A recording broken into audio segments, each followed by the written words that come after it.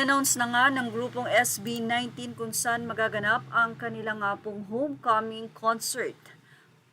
Wakas at simula, the trilogy concert finale. Ang daming sakuna, di ko inindaan, dito na tayo sa wakas. 04/18/2026 Saturday, SMDC Festival Grounds. Stay tuned for ticketing and other shows details.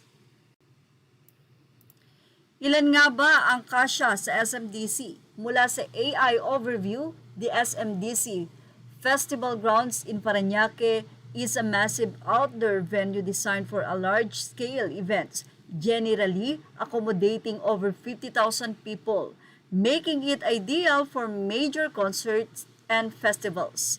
Though capacity can vary by event setup, for example, it's capable of holding tens of thousands, with some reports suggesting capacity could even reach up to 55,000 or more for certain configuration hosting global stars and big crowds. Ilang mga fans ang nagsabi na bakit hindi na lang daw sa Philippine Arena kung same number din naman ang kayang ikasya. Bakit kaya sa SMDC na open at standing ovation kung saan ay hindi na nga po pwede ang medyo may mga problema sa pagtayo or mga seniors. Narito po ang naging komento ng mga fans, especially for sure, ay mababasa ito ng SB19. Say ni Mildred Postigo, watch Ben and Ben concert sa SMDC, may seat siya, pero yun nga sa Gen at most probably wala na. Guys, SB and 1C always think about how they can make their concert a pleasant experience.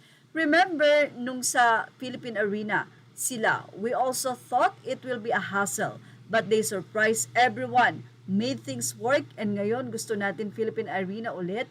Let's wait and give them a chance. Say naman ng isa pa, I agree for sure Mahal Lima will take care to ensure na maayos and organize ang lahat.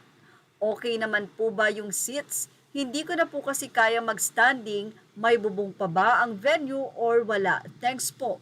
Say naman ng isa, gusto ko sanang mag-risk pero pansin ko madami ding fans na hindi na din bata. Merong senior Araneta nga, may mga nahimatay na ganun talaga siguro, laban na lang. Eto pa ang naging question ng isa. Ania, quick question o Fifi. If one of the goals is to accommodate all 18 in one venue, may I ask, why a venue with a 55,000 capacity was chosen for the finale when PH Arena can host a similar number but offers a more comfortable experience compared to open grounds, SB19. Say naman ng isa, it can accommodate up to 100,000 daw, depende sa organizers. Also, 18 is a collective noun na cups. Narito pa ang naging say ng ilang 18 or SB19 fans. Anila, wala pa namang seating plan, 1C pa ba? They are aware naman siguro na random ages, especially matatanda, ang fans nila. At saka hindi naman siguro hahayaan ng 1C hindi magdala ng anything na makakabawas ng init or uhaw knowing anong month yan. Also, ang ganda nga nito, new experience lalo na sa 1C and 18. Ang dapat po pinoprob yung changes ng weather, I hope gets lang, hehe. Say naman ng isang fans, ayaw ko na atang mag-isip, it's getting toxic here, i-announce din naman nila eventually.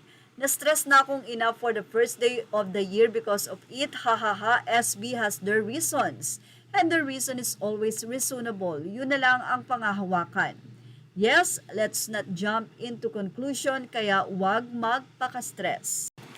Images are all credit to the rightful owners, please like, share, and subscribe.